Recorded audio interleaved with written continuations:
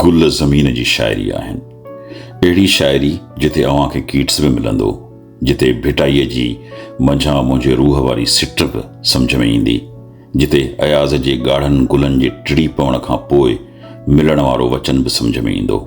Canada जे अंदरि फितरत जी हुस्नाकी यानी नेचुरल ब्यूटी खे तमामु घणो प्रमोट कयो वेंदो आहे। जीअं ई सियारो ख़तमु थींदो आहे तीअं ऊन्हारे जी आमद वक़्तु माण्हू घुमण लाइ निकिरंदा आहिनि ऐं हिते मुख़्तलिफ़ क़िस्म जा फेस्टिवल लॻणु शुरू थींदा आहिनि। ख़ासि तौर ते गुल जेके आहिनि उन जा इलाही फेस्टिवल लॻंदा आहिनि। अॼु असां हिते ट्यूलिप फेस्टिवल थियो आहे, उनखे घुमण जे लाइ आया आहियूं। रंग बिरंगी गुल आहिनि, हिते तमामु घणा माण्हू घुमण जे लाइ आया आहिनि।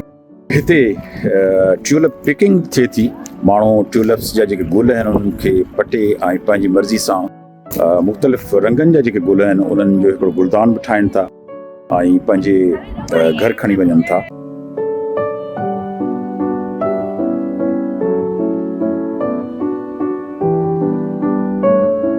को ट्यूलिप ई न पर हिते इन खां पोइ चेरी पिकिंग जा फेस्टिवल थींदा आहिनि। माण्हू वेंदा आहिनि, चेरी पिकिंग कंदा आहिनि पाण पंहिंजे हथनि सां।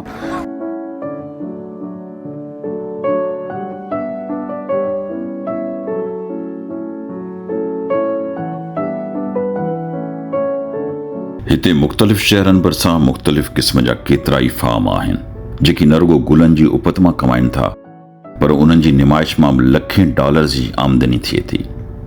कैनेडा में सभ खां वॾो ट्यूलिप फेस्टिवल हर साल गादीअ वारे हंधि आटवा में लॻंदो आहे, जिते हिकु अंदाज़े मूजिबि 5 लख माण्हू फेस्टिवल घुमण अचनि था, जंहिंसां $140 मिलियन जी कमाई थिए थी।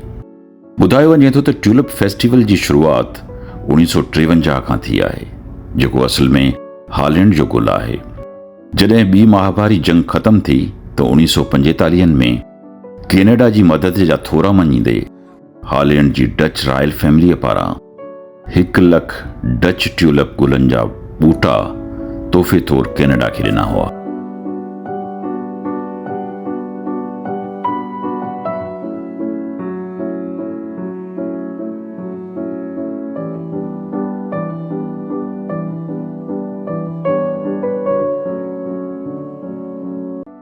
गुलनि जी हीअ निमाइश जंहिं हंधि थी रही आहे उहा ज़मीन 100 एकड़नि ते फैलियल आहे। उन करे जेकॾहिं तव्हां उन फार्म जी हिकु कुंड खां ॿी कुंड वञणु चाहियो त उन जे लाइ मुफ़्त बस सर्विस जो इंतज़ाम पिणु कयो वियो आहे।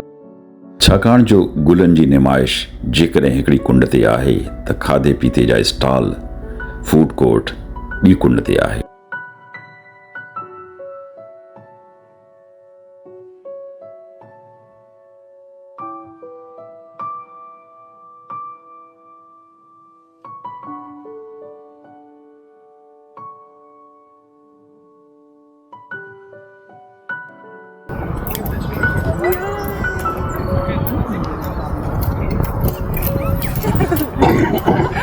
Okay, and now I'll do front flips. Yeah, let's go. इंसान जेतिरो नेचर जे वेझो रहंदो ओतिरो ख़ुशि रहंदो।